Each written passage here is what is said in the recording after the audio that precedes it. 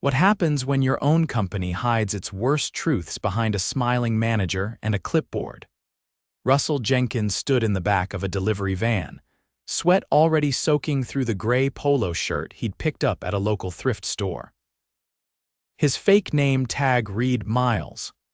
The warehouse he was assigned to was store number 9 of his 17 locations, and until now it had never raised any red flags. No major customer complaints. No alarming turnover rates. Just average numbers and a manager who always said the same thing: "We're holding up fine." That didn't sit right with him anymore. He'd started this business 10 years ago after buying it from a retiring logistics owner. Back then, it was just 5 stores. He built the rest. But lately, something felt off. Some stores were thriving, others were barely scraping by. He couldn't rely on monthly reports anymore. Too polished. Too neat. So he decided to disappear into the ranks, one warehouse at a time. This location was in a busy industrial zone on the outskirts of Dayton. Staffed by a crew of 12, it handled hundreds of package orders a day. The team hadn't met him in person before. With a shaved beard, dyed brown hair, a subtle nose piercing, and tinted safety glasses, Russell didn't look like a CEO. He looked like a tired guy who needed a job. His first day started with a rushed tour from a man named Carl, the warehouse manager. "All right, Miles, you pack, you load, you don't ask stupid questions." "Got it," Carl said, tossing him a scanner. "Got it," Russell replied, keeping his tone low, matching the nervous, new guy energy. Carl didn't wait for confirmation. He walked off mid-sentence, already shouting at someone near the back dock. Russell was quickly paired with a woman named Brooke Keller, who looked like she hadn't had a full night's sleep in weeks. Early 30s, sharp eyes, and a no-nonsense attitude. "You're with me," she said, motioning him over. "Don't fall behind. Carl doesn't like slow people." "Noted," Russell mumbled. They packed side by side for hours, boxing orders, taping them, scanning, and labeling. The fans overhead rattled loudly. Music played from someone's tiny speaker, barely heard over the forklifts. Brooke moved fast, but not carelessly. She double-checked every box, every label. By lunch break, Russell's arms were sore. He followed Brooke outside to the loading bay where a few workers sat on overturned crates. "You catch on quick," she said, biting into half a sandwich. "You from another warehouse?" "Nah," Russell said, shrugging. "Just needed a job, trying to keep my head down." Brooke gave him a sideways glance. Smart. A silence settled, then she sighed, rubbed her temples. "Just sucks, you know. We hit all our packing goals last month. Everyone busted their asses. I stayed extra 2 nights just to clear backlog. Carl said we'd all get bonuses." Russell kept his face neutral. "That's cool, I guess," she laughed, bitter. "Yeah, except we didn't. He gave us like half of what we were supposed to get," said corporate, adjusted the numbers. Russell's heart skipped. "Wait, really?" "Yeah. But Luca, he's our lead loader, found out Carl's been skimming off the top, taking a cut of the bonuses and blaming it on corporate. Been doing it for months." Russell stared at her. "You serious?" Brooke nodded. "Dead serious, but we can't do anything, no proof, and if we complain, he cuts our hours or gives us the worst shifts." Russell looked down at his boots, his brain buzzed, heart pounding. This wasn't just bad management, this was theft, and it had his name on it, his company. His people. Brooke leaned back against the wall, eyes closed. "I'm just tired, man, tired of being treated like we're nothing." Russell couldn't speak. He just sat there, jaw clenched. Back inside, Carl strutted past them with a clipboard, laughing with another supervisor. He slapped the back of one of the workers and barked, "Pick up the pace, this ain't a daycare." Russell watched him. Really watched him. He wasn't here to just pack boxes anymore. Something was about to change. By the 3rd day, Russell no longer needed to fake exhaustion. It clung to him like the thick dust that settled over every surface of the warehouse. His legs throbbed from constant standing, and his forearms ached from dragging overloaded pallets across the cracked concrete floor.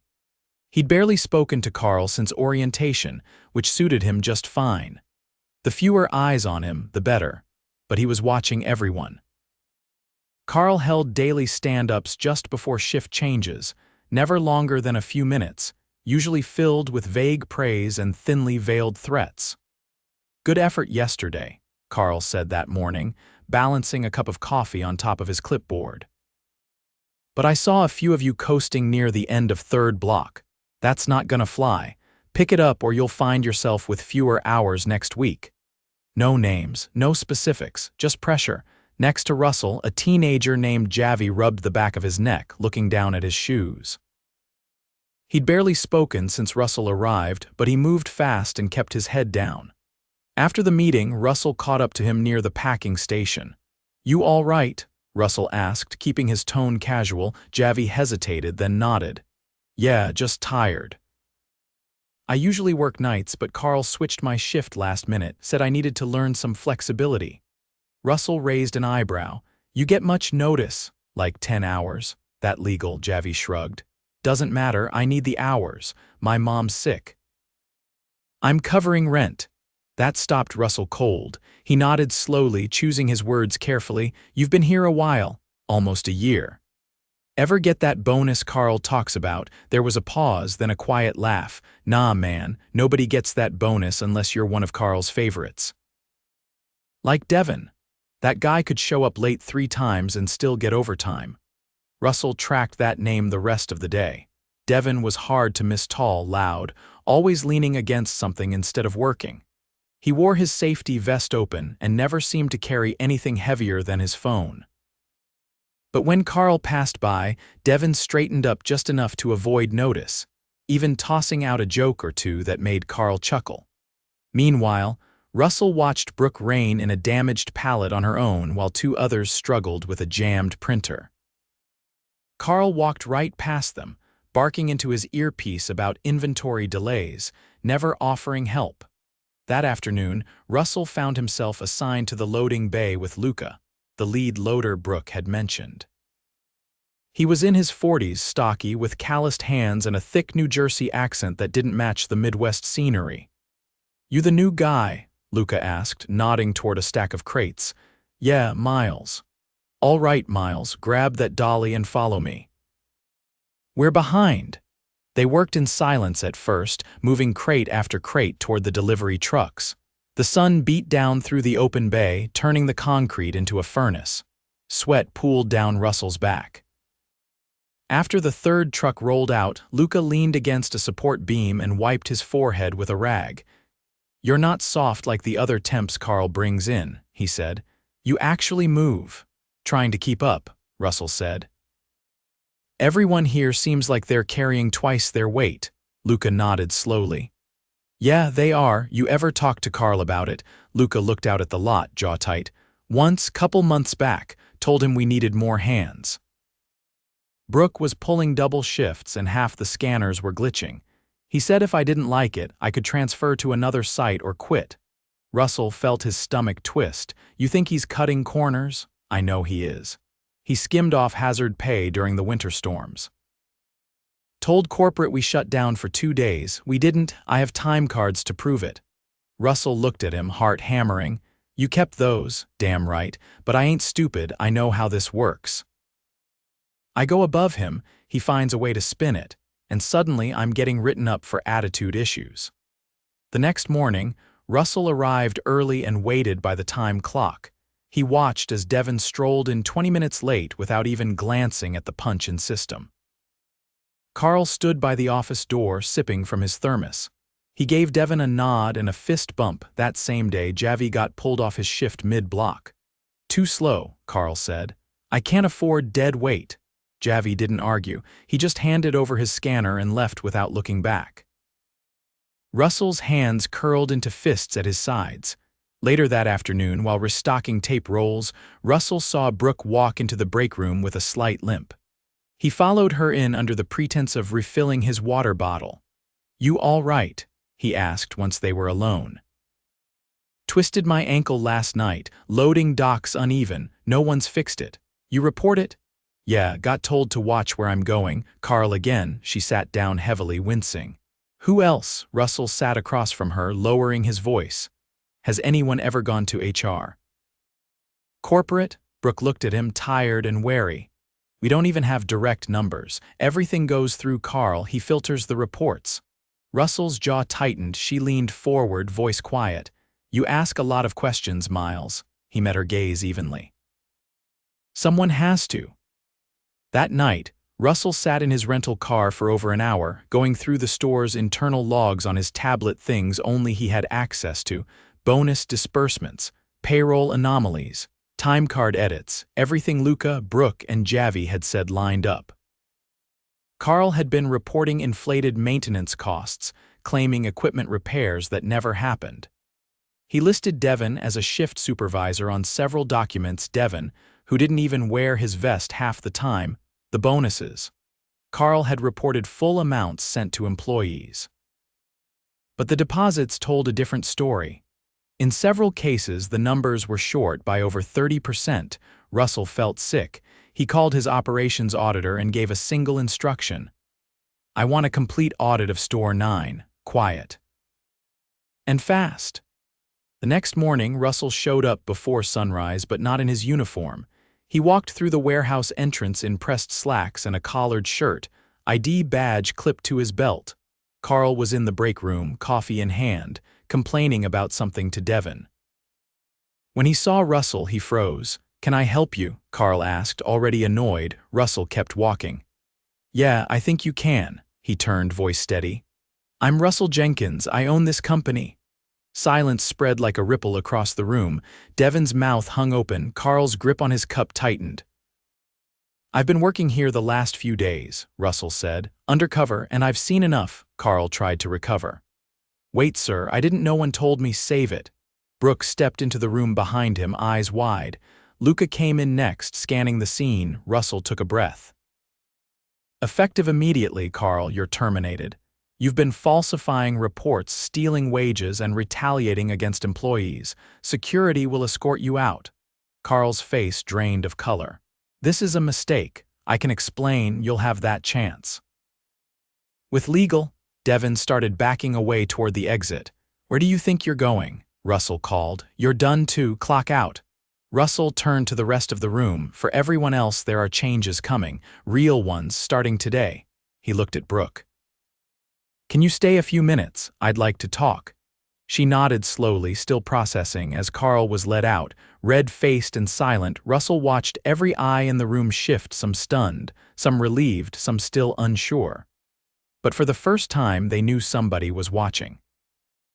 And he wasn't looking away. Russell stood in the center of the warehouse floor, flanked by two members of his corporate compliance team, both summoned quietly the night before. Neither had logos on their polos, but their clipboards and professional demeanor told the staff everything they needed to know. A quiet tension hung in the air as morning shift workers filtered in, many glancing between each other, not sure what to expect. The usual rhythm of the day was gone. No one asked where Carl was. They'd seen him escorted out. What remained now was uncertainty and a collective, unspoken question. What happens to the rest of us? Russell didn't wait long to answer. Everyone, I need 10 minutes, he said loudly, catching the attention of the rest of the staff. Please gather by the loading dock. No one's losing hours for this. They formed a loose semicircle around him. Brooke, Luca, Javi, the other packers and loaders. A few looked guarded, others just looked tired.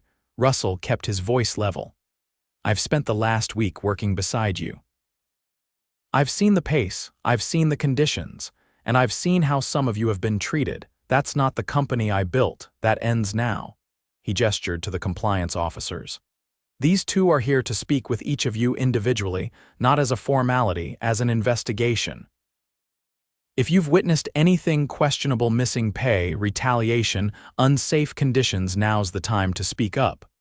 What you say will be taken seriously, quietly, and without consequence.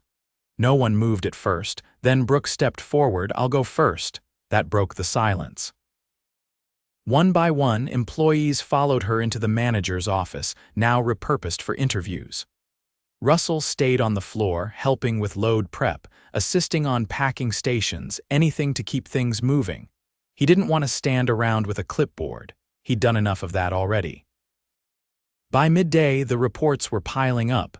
time card alterations, withheld bonuses, equipment issues never addressed, inappropriate comments from Carl. And in one case, a worker named Tanya who'd only been with the company 2 months described being told by Carl that she didn't look tough enough to handle freight and was assigned to garbage detail instead of her scheduled role. She had filed a complaint. It had disappeared. Russell didn't wait until the end of the day. He called HR immediately and issued a directive. Tanya's complaint would be reopened and investigated externally. Any supervisor who had knowledge of the reassignment without cause would be reviewed. He made sure she heard that call with her own ears. Luca approached him later by the break room, wiping grease off his hands after fixing a jammed loading dock roller. "You meant what you said earlier, about changes?" "I did. Then I got one for you. We're short 2 pallet jacks. One broke last winter, never replaced. The other was reallocated to a different location. We've been rotating one between shifts." Russell nodded. "I'll authorize a replacement, and another for backup." Luca nodded slowly but didn't walk away. "You should also know Devin didn't just skip work. He used to trade off tasks with Carl's approval, made Javi double up on heavy loads. Kid nearly passed out last week." Russell looked toward the far end of the warehouse, where Javi was quietly rewrapping a torn shipment. "I'll handle it." He approached Javi mid-task. "You have a minute," Javi looked up, startled. "Sure." They stepped to the side, out of earshot. "I heard about the load assignments. You doing all right?" "Yeah," Javi said stiffly. "I mean, I didn't want to say anything because, well, you know, I do now, and I'm sorry it got that far." "You shouldn't have had to carry that alone." Javi shrugged, but his eyes flicked toward the door Carl had used every morning. Russell continued. "You're not invisible here. That's going to change. Starting today, we're assigning a floor lead who doesn't answer to middle management. Someone who can speak directly to my office when needed." "You mean like a rep?" "Exactly, and I want you to be one of them, if you're willing." Javi looked stunned. "Me? You've kept your head down and worked through nonsense. That takes strength. You know how things really run on this floor." "I need that kind of voice." After a beat, Javi nodded. "Yeah, okay." Later that afternoon, Russell pulled Brooke aside during a reset of the packing stations. "I'm assigning you as interim shift coordinator," he said. "You won't report to whoever replaces Carl. You'll report to me directly for the next 60 days. Her brow furrowed. "Are you serious? You've been running this floor unofficially for weeks. Might as well make it official." She hesitated, then crossed her arms. "There's a lot that needs fixing." "I know. But I trust you to help me do it." Brooke nodded. "All right then, let's fix it." By the end of the day, Russell had made 5 key decisions. First, Carl's entire digital activity log would be pulled and preserved for external review. No internal cleanup, no spin. Second, all bonus discrepancies were being audited. Anyone shorted would be paid retroactively within 15 business days. Third, Tanya would be reassigned to her original position with full back pay for hours worked outside her designated role. Fourth, an anonymous reporting system would be rolled out company-wide, with QR access from break rooms and shift boards. No more gatekeeping through managers. And fifth, every location starting with Store 9 would receive direct monthly visits from regional leadership, not just compliance officers. Russell would attend at least one per quarter himself. That evening, as the last truck rolled out and the warehouse lights dimmed to their overnight setting, Russell stood by the exit as employees clocked out. None of them said much, but nearly all of them nodded on their way past. A quiet acknowledgement. He waited until Brooke stepped out, keys in hand, backpack slung over one shoulder. "You get through all the reports?" she asked. "Most." "You still think the numbers were fine before?" He shook his head. "No. I think the numbers were hiding the truth." Brooke looked out toward the lot where dusk was settling in. She let out a slow breath. "Well, guess we'll see what the truth looks like now." Russell watched her walk to her car. He didn't feel proud, not yet, just accountable. He looked back at the building. The paint was chipped. The signage was faded. Nothing about it looked exceptional from the outside, but he'd seen what mattered. The people inside still showed up, still worked hard. Even when no one was watching, that wouldn't happen again, not under his name. The following week started differently. The warehouse opened at 6, as always, but this time a folding table was set up just inside the entryway.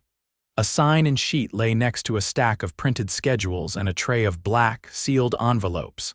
Each one had a name written in blue ink. Russell stood behind the table, greeting employees as they came in. He didn't wear a suit or a clipboard, just a plain navy shirt and a pair of work gloves hanging from his back pocket. He handed each person their envelope without ceremony.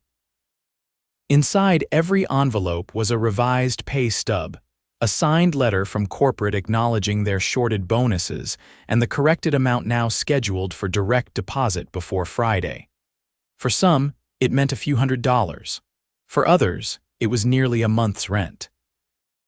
Javi opened his quietly at his locker, scanned the numbers, and stared at the bottom line for several seconds before stuffing it into his bag without a word. Tanya asked if she could take hers outside to call her mother. Russell nodded. He didn't make a speech. He'd already said what needed to be said. Today was about showing follow-through. By midday, the new interim manager arrived. Her name was Denise Ralston, mid-40s, sharp-eyed, with a background in operations at two of the company's busiest urban hubs. She didn't waste time with introductions, just walked the floor, took notes, asked questions. When she met Russell by the back dock for a brief update, she didn't mince words. Layout's inefficient. Too much dead space between packing and outbound. You're bleeding time every day, he nodded. What do you need to fix it? 3 extra racks and a shift in pallet flow. I'll submit the request. Approved. What else? She glanced toward the safety board. Fire extinguishers haven't been checked in over 8 months. That's not on the crew. That's a systemic miss. I'll have facilities out by Thursday. Denise didn't offer praise. She just moved on. Russell appreciated her for that. Later that afternoon, Brooke caught up with him as he was reviewing scanner logs at the side desk. Luca's been asking about crew rotation. He thinks we can cut back strain if we alternate stations every 2 hours. Russell looked up. You agree, it's not perfect, but it'll help, especially with the heavier loads. All right, make it part of the shift flow. Send me a copy of the new rotation. She hesitated. You sure you want me approving that? You're the shift coordinator. That's the job. Brooke nodded once and walked off toward the main floor. She didn't thank him. He didn't expect her to. By Thursday, the floor looked different. The new pallet jacks had arrived, still stiff from the factory, but already in rotation. The scanner software had been updated remotely after Denise flagged inefficiencies in the data sync. And the garbage detail previously handed out as punishment under Carl was now on a rotating schedule, clearly posted, and shared across all roles. Russell stepped out to the break area during third block and found Tanya sitting on the edge of the curb, sipping from a thermos. She didn't get up when he approached, just nodded toward the empty spot beside her. He sat down. Payroll fix go through? Yeah, she said. Hit my account yesterday. Everything look right? Yeah, it did. They sat in silence for a few seconds. I almost quit, she said, before all this. I figured if they treat me like that now, what's it gonna be like after 6 months? I don't blame you. I told my mom I was looking for something else. She's the one who told me to wait. She said, give it 1 more week. Tanya looked sideways at him. Guess she was right. He looked out toward the lot. I'm sorry it got that far. You fixed it. That counts for something. Russell stood, dusted off his jeans. Let me know if it slips again. I will. That Friday, he called a final floor gathering before stepping away from the site. The crew assembled near the back wall, where the air smelled faintly of cardboard and diesel from the departing trucks. The background noise of scanners had quieted, and even the fans seemed to hum lower than usual. Russell didn't bring a microphone. He didn't need one. I'm not going to stand here and pretend this week fixes everything, he said. It doesn't, but it's a start. And it doesn't happen again, not like this, not under my name. A few heads nodded, most just listened. You've got a new manager, you've got new systems. But more importantly, you've got a direct line to me now. Brooks your shift coordinator, Javi's your floor rep. You talk to them, they talk to me, no filters, no middlemen," he paused. "If anything like what happened here happens again, I want to hear about it. Immediately. Because it won't just be a policy violation, it'll be personal." He looked at each of them not in passing, but directly. "You deserve better than what you had. We're going to make sure you get it." When the meeting ended, no one clapped. That wasn't the kind of place this was. But as they returned to their stations, several offered quiet nods, brief eye contact, a pat on the shoulder. That was more than enough. Russell didn't return to HQ right away. He spent another 3 hours helping inventory the backup tape rolls in the supply cage. It wasn't symbolic. It just needed to be done. As the sun dipped below the warehouse roof, casting long shadows across the lot, he finally slid into the driver's seat of his rental car. His hands were dirty. His shirt was damp, his back ached from standing. But for the first time in months, he felt like he was back where he belonged, close enough to the ground to see clearly, far enough from the noise to hear what mattered. He started the engine, checked the rearview mirror, and pulled out of the lot without looking back. He didn't need to. The people inside finally had what they needed, and this time it was going to stay that way.